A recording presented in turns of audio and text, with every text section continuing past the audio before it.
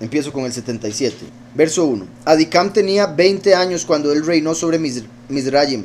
Él reinó 4 años. En el año 206 de Israel haber bajado a Mizraim, reinó Adicam sobre Mizraim, pero él no continuó tan largo en su reino sobre Mizraim como sus padres habían continuado en sus reinos. Porque Melol, su padre, reinó 94 años en Mizraim. Entonces él estuvo enfermo por 10 años y se murió, porque él había sido malvado ante Yahweh.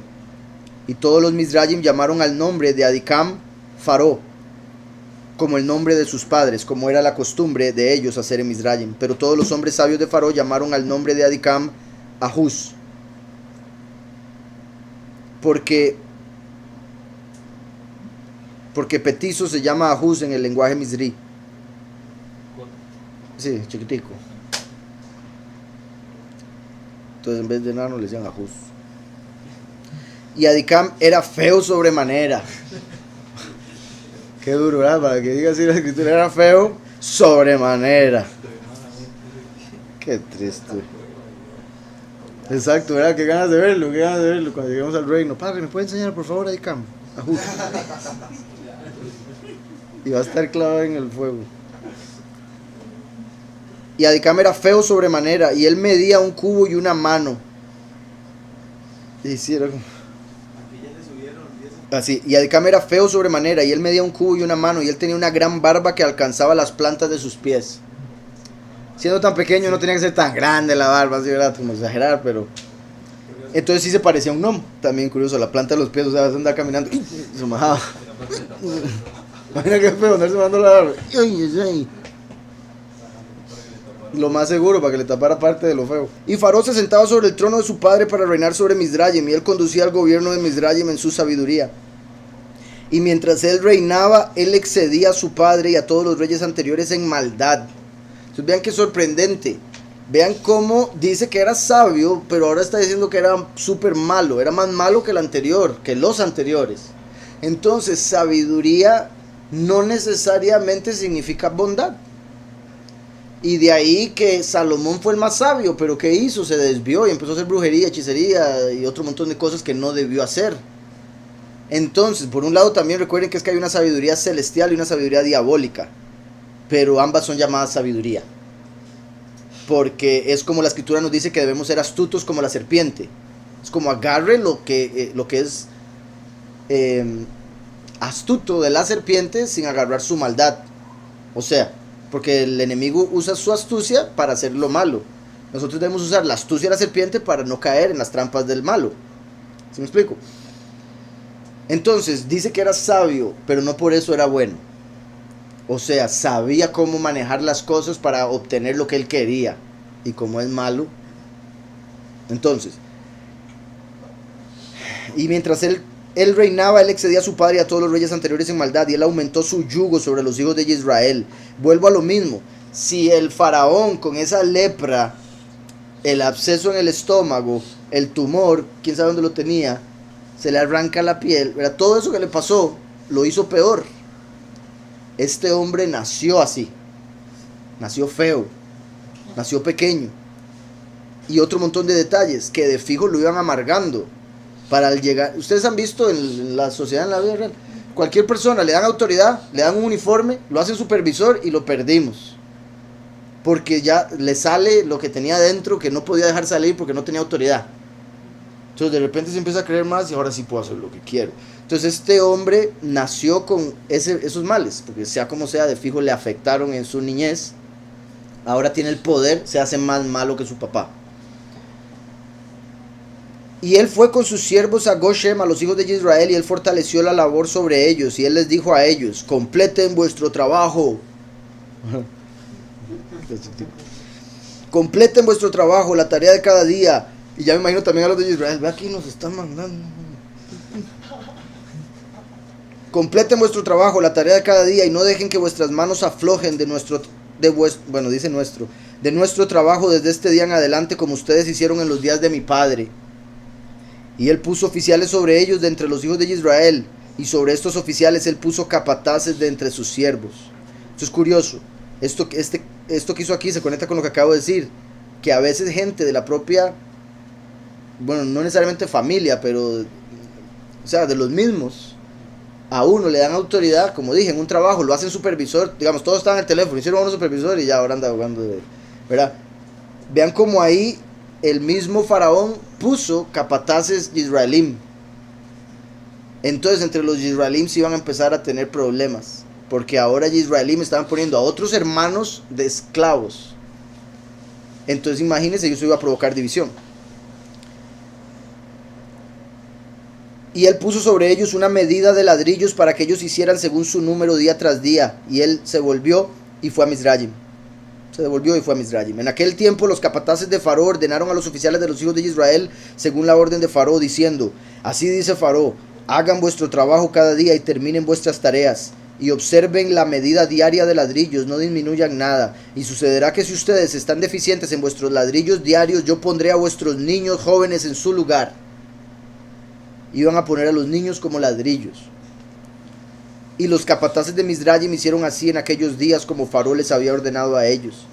Y cuando quiera que se encontraba cualquier deficiencia en la medida de sus ladrillos diarios de los hijos de Israel, los capataces de Faraón iban a las mujeres de los hijos de Israel y quitaban los bebés de los hijos de Israel según el número de ladrillos que faltaban. Ellos los quitaban por la fuerza del regazo de sus madres y los ponían en el edificio en lugar de los ladrillos. Inimaginable. Y también, ¿verdad? O sea, el dolor por el que tenían que pasar esas madres y obviamente los padres también, qué difícil. Porque obviamente con esa amenaza todo hombre iba a hacer el trabajo lo mejor posible y lo más rápido posible. Si no podían lograrlo era porque no había tiempo. Y eso hacía que se llevaran a sus hijos. Y mientras sus padres y madres estaban clamando por ellos y llorando, cuando ellos oían las voces llorando de sus bebés dentro de la pared del edificio. Ay, Padre. Y los capataces prevalecían sobre Israel, tal que la gente de Israel debiese poner sus hijos en el edificio. Así que un hombre ponía a su hijo en la pared y ponía cemento sobre él, mientras sus ojos lloraban por él y sus lágrimas corrían encima de su hijo. Ustedes se imaginan, o sea, hacían al propio padre poner al niño como un ladrillo. Y tenía que estar echando cemento, ¿verdad? Al propio hijo, mientras lloraba.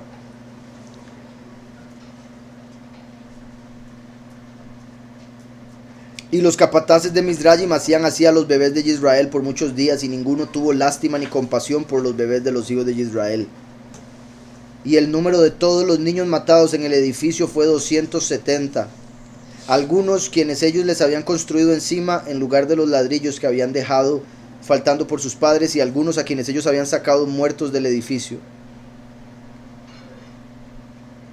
Y la labor impuesta sobre los hijos de Israel en los días de Adicam excedía en dificultad lo que ellos hacían en los días de su padre. Y los hijos de Israel suspiraban cada día por motivo de su trabajo pesado, porque ellos se habían dicho entre ellos: he aquí, cuando Faraón muera, su hijo se levantará y aliviará nuestro trabajo. Los de Israel tenían la esperanza, ¿verdad? Decían: ok, ahorita se muere el Faraón y va a llegar el hijo y ya nos va a calmar un poquitito. Pero llegó el hijo y más bien se puso peor la cuestión. Y por eso vuelvo y repito, ¿verdad? Como siempre digo, que nunca es más oscuro que cuando va a amanecer. Y por eso debemos entender, si estamos pasando por una prueba muy dura, muy difícil, sepamos, o sea, porque hay gente que dice: ya no puedo más, entonces ya casi. Si ya no puede más, de verdad es porque ya casi. Y si sigue, es porque sí podía. Era cuento. Sí. ¿Verdad? Yahweh no nos va a dejar pasar por nada que no podamos soportar. Eso está escrito. Debemos entenderlo. Entonces por ahí, si usted siente que es demasiado, diga: soy fuerte, que Yahweh me está haciendo pasar por algo demasiado duro. Y obviamente busque el arrepentimiento, busque purificación para salir lo más pronto posible de la prueba. Pero ellos aumentaron el trabajo posterior más que el anterior, y los hijos de Israel suspiraban por esto, y su grito ascendió a Yahweh por motivo de su labor. Entonces vean cómo Yahweh, Él sabe, obviamente, pero Él espera también nuestras oraciones. Él espera que nosotros le pidamos, que el pueblo diga: Padre, ayúdanos, sácanos. Pero si Él ve que el pueblo está bien en lo que está, no quieren seguir en esa vida, que sigan.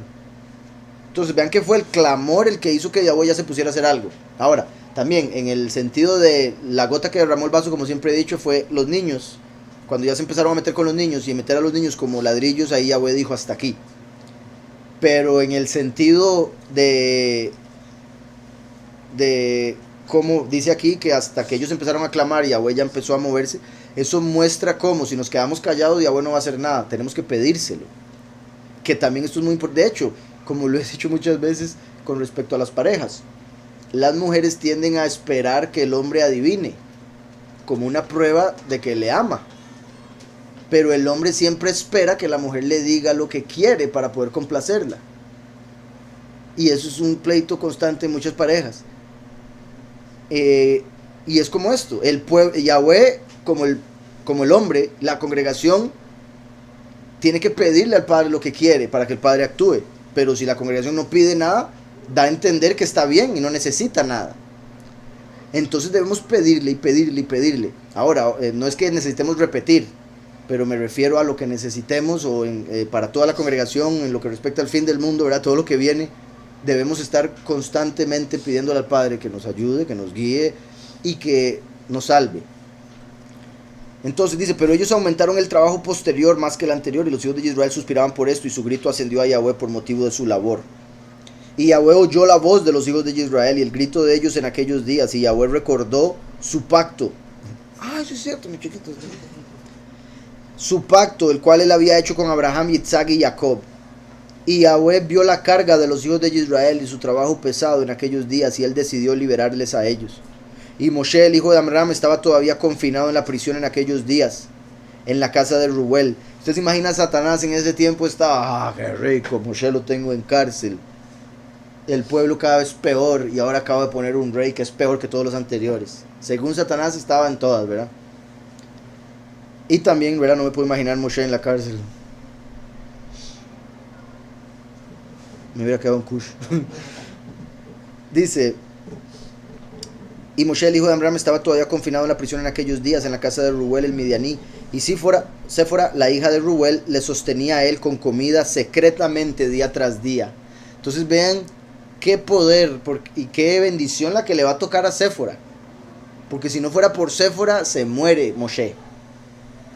Entonces, sorprendente. Así como Moshe alimentaría al pueblo entero espiritualmente, esta mujer, como la congregación, alimentó a Moshe literalmente. ¿Sí me explico? Muy importante, y por ende, repito, la recompensa para esa mujer, y también toda persona, obviamente estoy hablando de mujeres, entonces las mujeres con más razón, pero toda persona debe entender que por más pequeño que parezca para usted mismo su labor en el momento, su misión o su ministerio, no lo vea como pequeño, porque a veces cosas tan pequeñas como nada más llevarle comida cada día, que en realidad es fácil, es simple, de fijo tenían, llevarle comida cada día a Moshe, eso se convirtió en la salvación de Israel, porque si no se hubiera muerto él, y obviamente Yahweh podía sacarlo de otra manera, pero esa era la manera en que lo iba a hacer, y ella lo mantuvo vivo. Entonces vean cómo algo tan pequeño puede convertirse en algo tan grande. Por eso mismo Pablo habla, ¿verdad?, que todos somos partes de un cuerpo con funciones diferentes, y a veces los que parecen menos importantes son los más importantes. Entonces, sea lo que sea que hagan en el ministerio, o que quizá todavía no estén haciendo mucho más que aprendiendo, que también es obviamente parte de, o sea, eso es el principio, se necesita aprender para después poder ayudar o dar a otros. Entonces, tengan eso claro siempre, porque por más pequeño que parezca lo que están haciendo, ustedes sepan que al final, ya cuando veamos todo junto, unido, cada detalle es súper importante, por más pequeño que haya parecido en el momento. Entonces, y Moshe estuvo confinado en la cárcel, en la casa de Reuel, por 10 años.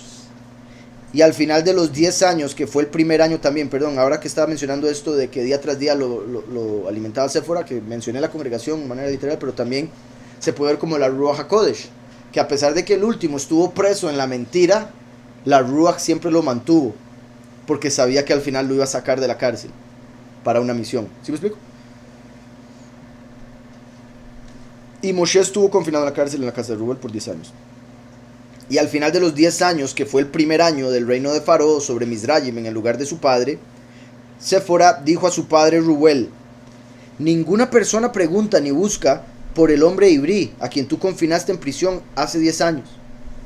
Entonces vean cómo ya sabían que era hebreo, ¿verdad?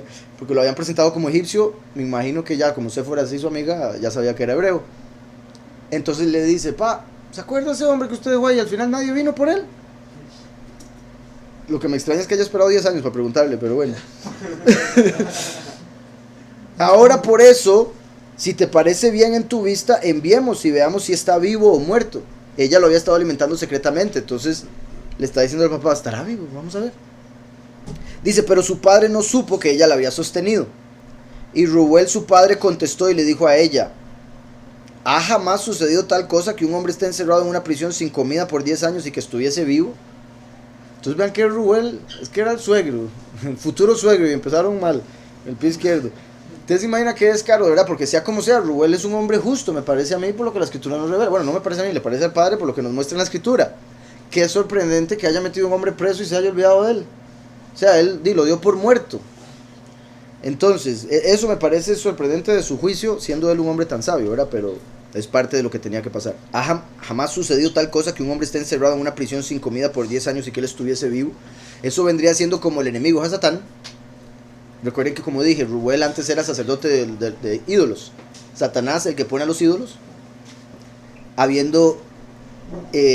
habiéndose ensañado con el último, mientras la Ruach lo mantiene y Satanás no se da cuenta, hasta que Yahweh lo libera. O sea, mi punto es como, aquí,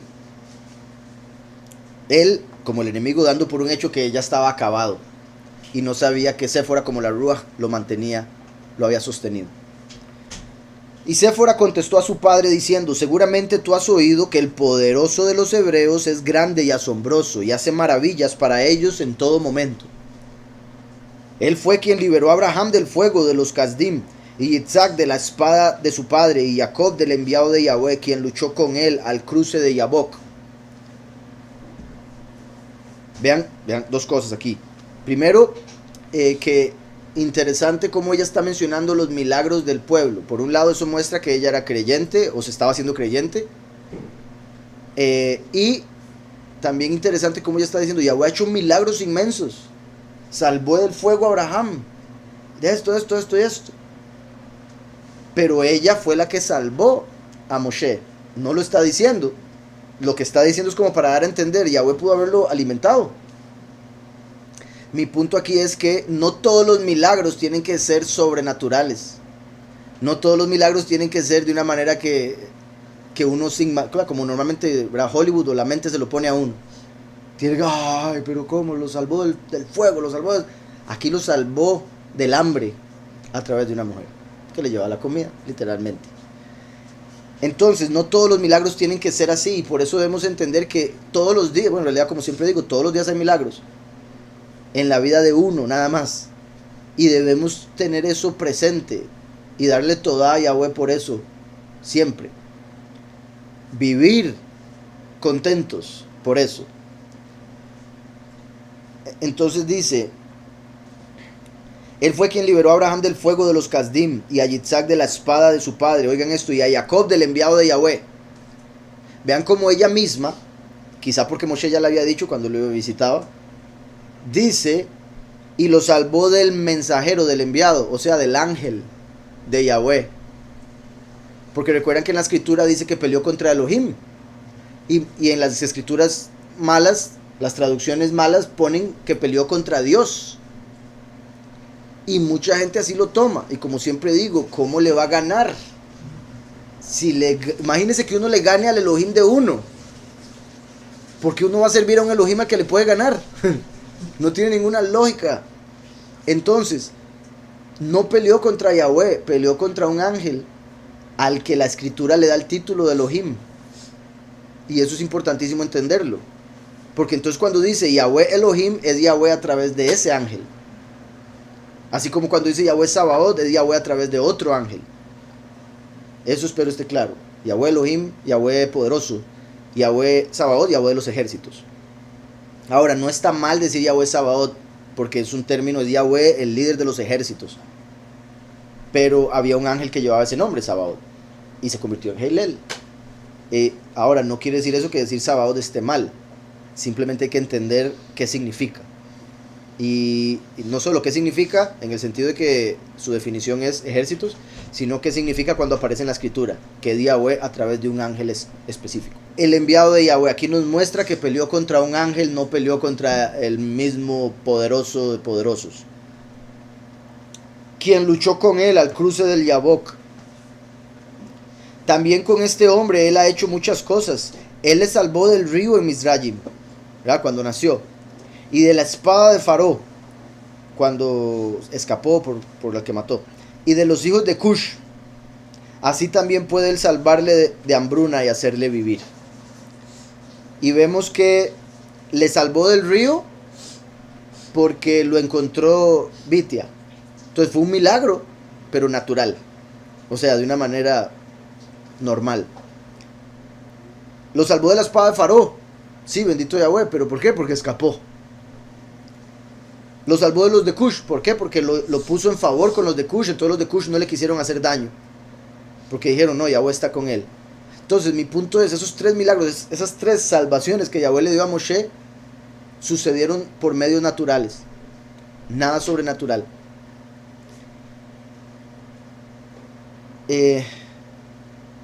Así también puede él salvarle de hambruna y hacerle vivir. Y la cosa le pareció bien a la vista de Rubel, y él hizo según la palabra de su hija, y envió a la cárcel para averiguar qué le pasó a Moshe. Y él envió, y aquí el hombre Moshe estaba vivo en la prisión, parado en sus pies, honrando y orando al poderoso de sus padres. Bendito Yahweh, llegó cuando estaba orando, así más. Espérese que estoy orando, todavía no puedo salir.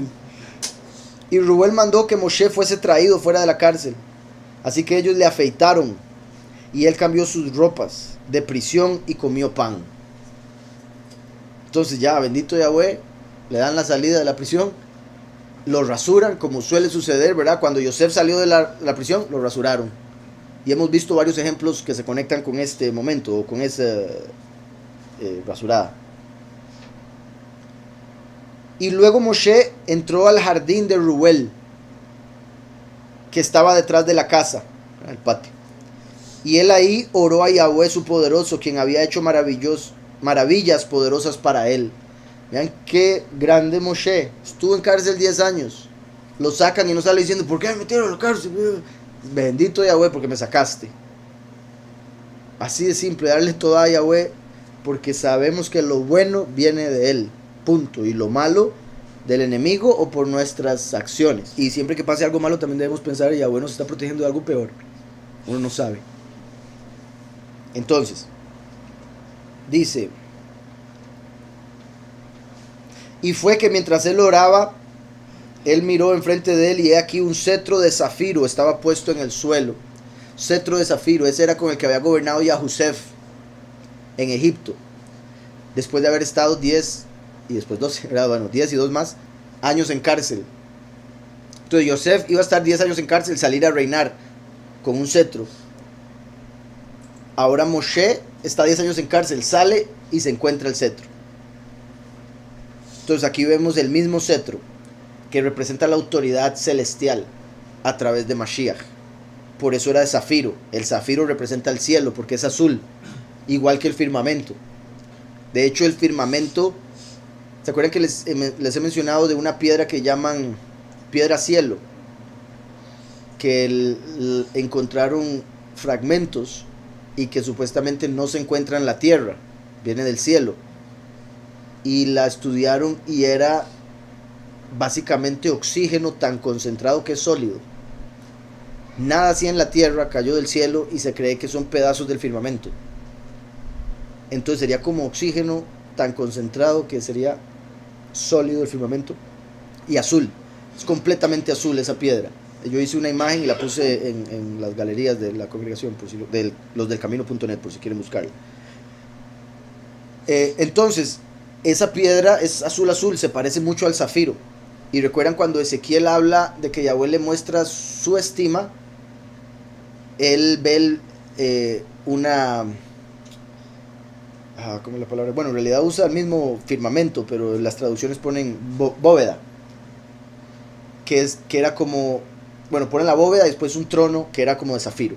Recuerden que el trono de Yahweh es los cielos y el estrado de sus pies la tierra. Entonces el trono de zafiro está representando el cielo. aquí vemos que agarra un cetro de zafiro porque representa la autoridad celestial.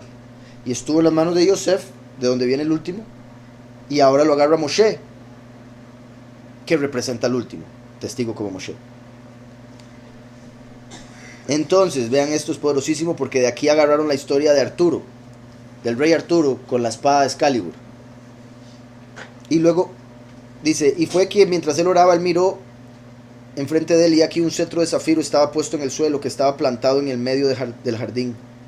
Y él se acercó al cetro y miró, y he aquí el nombre de Yahweh el poderoso, el sustentador de todos, estaba grabado encima de ello, escrito y desarrollado sobre el cetro. Habría que ver si era el nombre Yahweh, puesto que Moshe después le pregunta el nombre, entonces eso está extraño. Por el hecho de que dice sustentador, es posible que fuese Shaddai. Es muy posible que dijera el Shaddai en el cetro, porque Shaddai, una de las traducciones que le dan es sustentador, el que tiene suficiente. Ajá, porque recuerden que cuando Moshe le pregunta el nombre a Yahweh, cuando lo está mandando a Egipto, él dice, es que los egipcios se conocen los nombres de todos los poderosos, entonces ¿cuál es el nombre suyo? Para poder ir a decirles que es este, y que ellos sepan que con quién se están metiendo. Pero, y de hecho es una historia que todavía falta, y no les voy a hacer el spoiler. Y Yahweh le dice, a Abraham, Yitzhak y Jacob, yo me les aparecí como el Shaddai, poderoso omnipotente, o el poderoso en quien hay suficiente.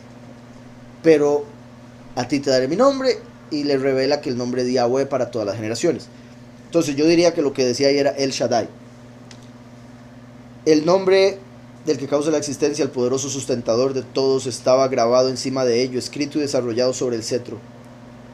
Y él lo leyó y extendió su mano, y él lo arrancó como un árbol de la espesura, y el cetro estaba en su mano. Y este es el cetro con el cual todas las obras de nuestro poderoso fueron hechas.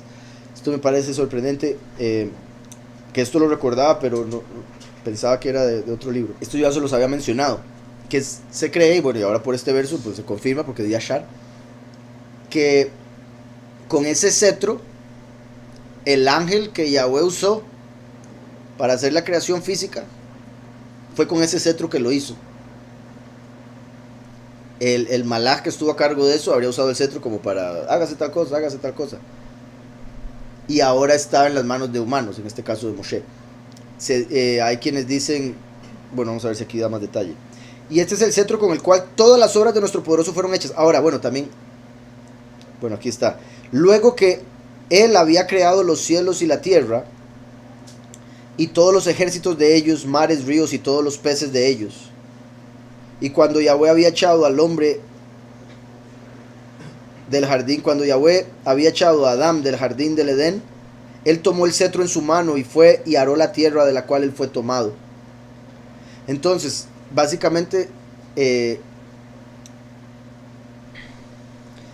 Yahweh de alguna manera, y considero en manos del ángel, usó ese cetro para cuando se hizo la creación, y después se le dio a Adán. Entonces de ahí habría empezado a pasar hasta llegar a Yosef. Y ahora vuelve a Moshe porque había quedado en el tesoro de Egipto. Claro.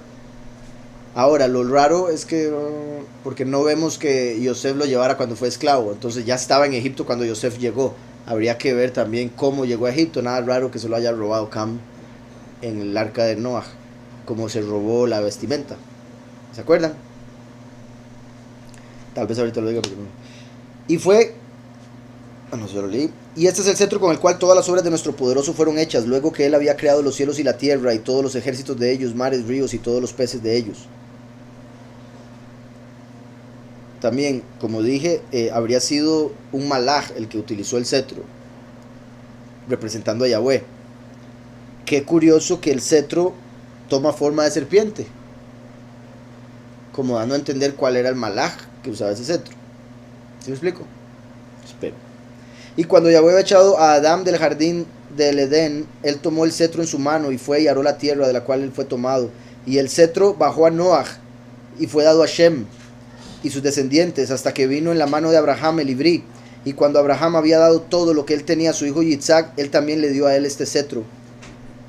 Y cuando Jacob había huido a Padan Aram, él lo tomó en su mano, y luego cuando él regresó no le quedaba a él nada de lo que había pertenecido a su padre. Cuando Jacob había huido a Padán Aram, él lo tomó en su mano. Y luego, cuando él regresó, no le quedaba a él nada de lo que había pertenecido a su padre. Pero cuando él bajó a Mizraim, él lo tomó en su mano y se lo dio a Yahusef. Ahora, es que este verso anterior parecería como dando a entender que él se perdió de las manos de Jacob, ¿verdad? Cuando volvió sin nada, que sería cuando lo asaltó Elifaz, ¿verdad? De alguna manera ese cetro habría llegado a Egipto, y cuando Jacob llega a Egipto agarra el cetro y se lo da a Yosef. Pero la forma que lo está poniendo sería también como si quedó Jacob y habría sido lo único que le quedó. Y después cuando él llegó a donde Yosef se lo entregó. ¿Verdad? Una de dos. Ahora, dije la primera porque me parece que es lo que está dando a entender. ¿Verdad? ¿Cómo lo ves ahí? Entonces lo voy a decir así. Y cuando Jacob había huido a Padán Aram, él lo tomó en su mano. Y luego cuando él regresó, no dejó atrás nada de lo que había pertenecido a su padre. Por ende, venía con él. Entonces, cuando Jacob llega a Egipto, él lo llevaba el cetro y se lo dio a Yosef. Y por eso Yosef estuvo reinando, después quedó en el tesoro y se lo llevó Jetro para su casa.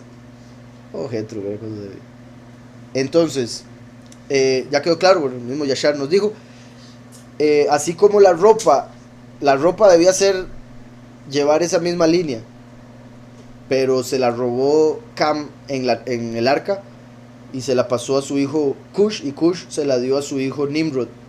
Nimrod murió a manos de Esaú. Esaú le quitó la ropa que andaba, que era esa especial, se la llevó, se la dio a su mamá Rivka. Rivka se la dio a Jacob, su hijo, para que fuera a tomar la bendición, y así volvió al hombre que tenía que tenerla, la ropa. Así como vemos entonces, igual el cetro, pero el cetro al final quedó perdido solo en Egipto, un tiempo, después de la muerte de Yosef, y Jetro lo agarró y se lo llevó, y ahora volvió a las manos del que le pertenecía. ¿Está claro?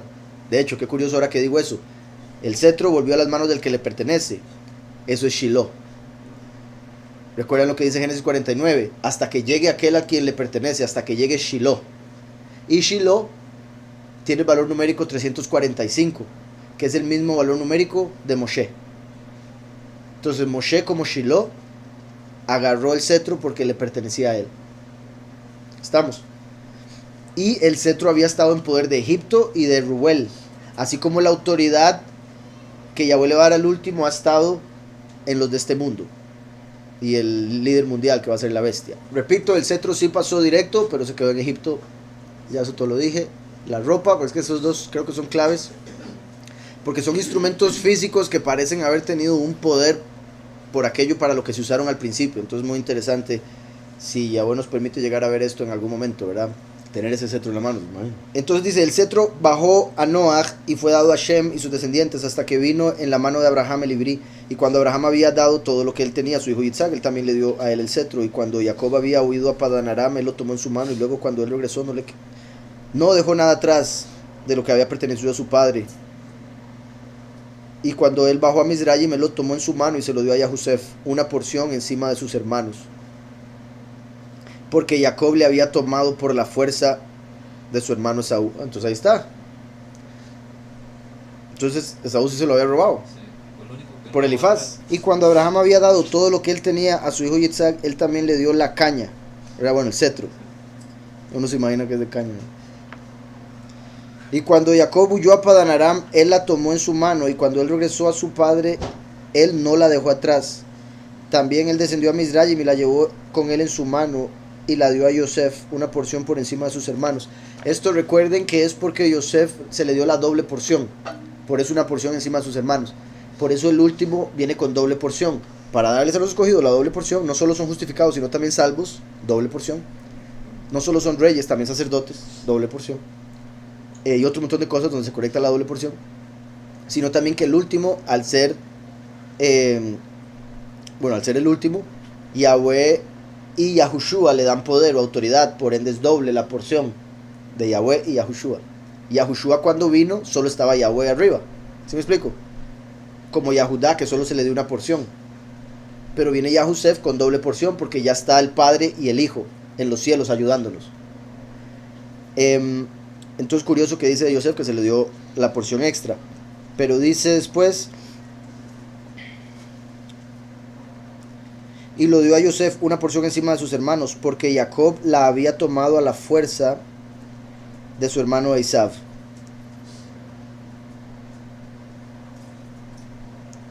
Sí, entonces bueno, es que estas dos traducciones parecen, por la traducción, estar diciendo algo diferente. Una parece estar diciendo que él hubo un momento donde volvió sin nada, que habría sido, como dije, donde Elifaz se llevó todo, ¿verdad? Que fue enviado para matarlo, pero Jacob dijo, no, llévese todas mis cosas. Entonces eso sería que Elifaz se llevó absolutamente todo, por eso estaba en las manos de Esaú. Y Jacob en algún momento se lo habría arrebatado, como para poder dárselo a Yosef. Eso es lo que parece decir esta traducción. Esa traducción estaría diciendo que cuando Esaú le trató de quitar todo, lo único que no le pudo quitar fue el cetro. ¿Verdad? Me parece que es lo que está diciendo. Ok, estamos. La cuestión es, el punto es que el cetro, al igual que la ropa, en algún momento se perdió, pero volvieron a su dueño oficial, al que tenía que ser. También que particular, uno es ropa, el otro es cetro, ¿verdad? Que es como Yahushua, que nos da la cobertura, y al final, cuando venga el último, los escogidos van a obtener el poder, autoridad para gobernar. Ropa y cetro con vara de hierro, exacto. Dice entonces, Jacob había tomado por la fuerza de su hermano Esaú. De aquí hay un verso, entonces tal vez esto ayude. Génesis 32:10. No merezco todas las misericordias y toda la verdad con que has tratado a tu siervo, pues con mi callado, con mi cetro, pasé este Jardín, y ahora he de atender a 2 campamentos. Entonces aquí se está preparando para el encuentro con Esaú, y tiene el cetro en la mano. Estamos. Y ese encuentro al final terminó siendo positivo, por el hecho de que Yahweh defendió a Jacob. Ya Esaú llegó con miedo, recuerdan. Entonces no le habría quitado el cetro en ese momento. Entonces vemos que ahí sí se menciona, solo que aquí lo ponen como la palabra que utilicé fue callado. Entonces, ¿verdad? El cetro sería ese cetro con el que él cruzó para verse con Esaú. Y después Génesis 48:22. Ay, que eso es lo otro con Yosef. 48:22, que dice: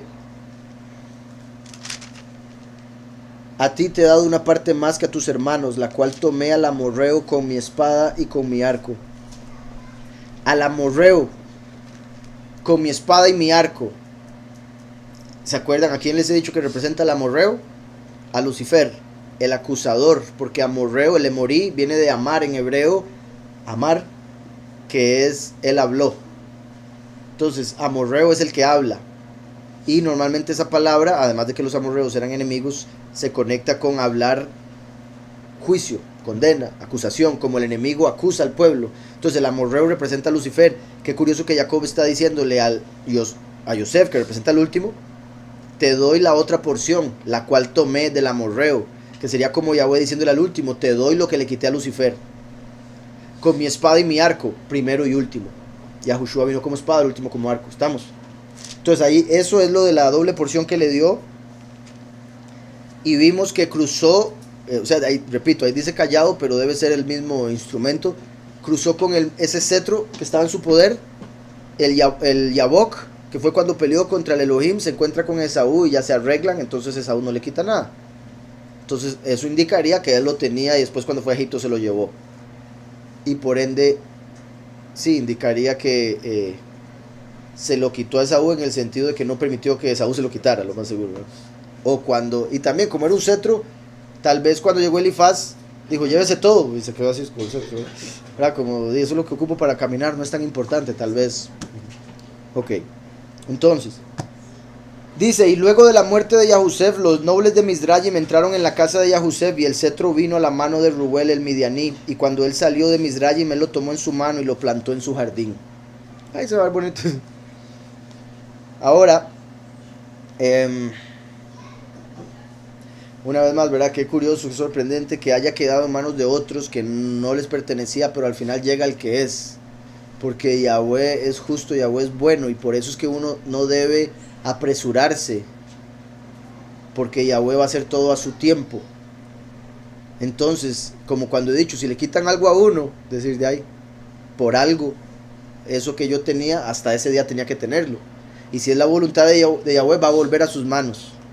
Pero nada, o sea, no hay que uno tratar de hacer algo con sus fuerzas para obtenerlo, si es Yahweh el que decidió que se le quitara. Y todos los hombres poderosos de los Quinim trataron de arrancarlo cuando ellos trataban de conseguir a Séfora, su hija, pero no tuvieron éxito. Entonces todo el mundo quería casarse con Séfora, ¿verdad? Como Satanás quiere la congregación de Yahweh. Pero solo el que pudiese sacar el cetro, o sea, Jetro había dicho, solo alguien que saque ese cetro de la tierra le doy a mi hija por esposa. Entonces llegaban todos los fuertes príncipes y demás y no podían, entonces no se les daba la esposa. Por eso les digo, es como lo de Arturo. Dice, y todos los hombres poderosos de los Quinim trataron de arrancarlo cuando ellos trataban de conseguir a Séfora, su hija, pero ellos no tuvieron éxito. Así que ese cetro se quedó plantado en el jardín de Reuel hasta que él vino, quien tenía el derecho a él, y lo tomó. Vean cómo lo pone. No me extrañaría que ahí estuviera la palabra Shiloh, o por lo menos a eso está haciendo alusión, porque está diciendo hasta que vino aquel al que le pertenece. Dice el derecho, pero hasta que vino aquel que tenía el derecho y lo tomó. Y cuando Reuel vio el cetro en la mano de Moshe, lo metió en la cárcel. Y cuando Reuel vio el cetro en la mano de Moshe, él se maravilló por esto y le entregó a él su hija Séfora por mujer. Obviamente esta traducción está diciendo el que tenía derecho al cetro.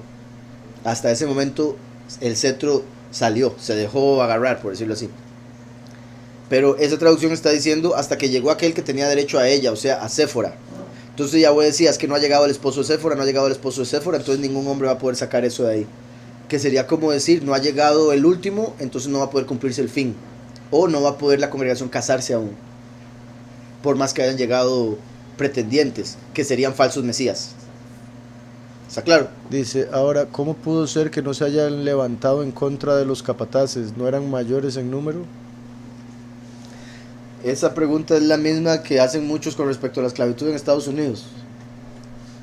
Y eso tiene que ver con el estado mental en el que estaba la gente, golpeado, con miedo. Recuerden que Yahweh pone miedo en el corazón de las personas.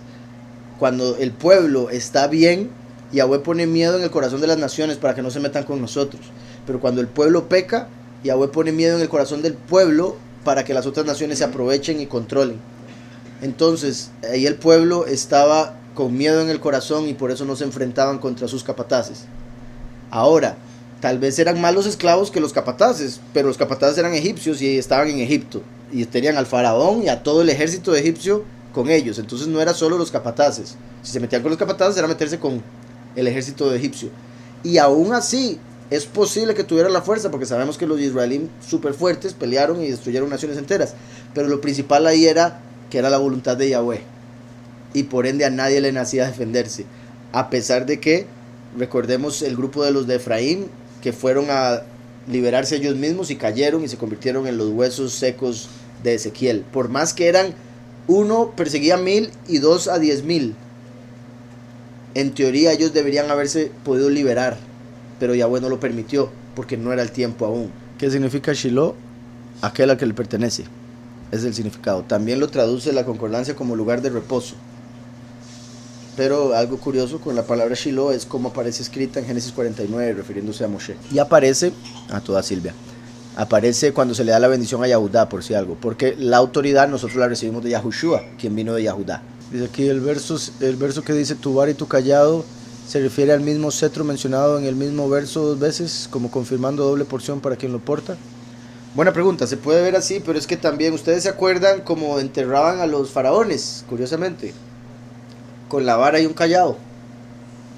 El callado, que es el que no habla, el callado es el que tiene un círculo que es para, bueno, medio, para agarrar las ovejas de la cabeza. Venga para acá. Tal vez es para no tener que decirles nada, usted nada más la agarra. Entonces calladito, el callado. Y el otro ya es completamente recto, que hace alusión a liderazgo de rey. Entonces uno es gobierno, el recto, y otro es del buen pastor. Entonces representa que el que viene como buen pastor viene a gobernar. También se puede ver tu cetro y tu callado, primero y último, porque el último viene como buen pastor. Y la autoridad, como dije, la recibimos de Yahushua el primero. ¿Está claro?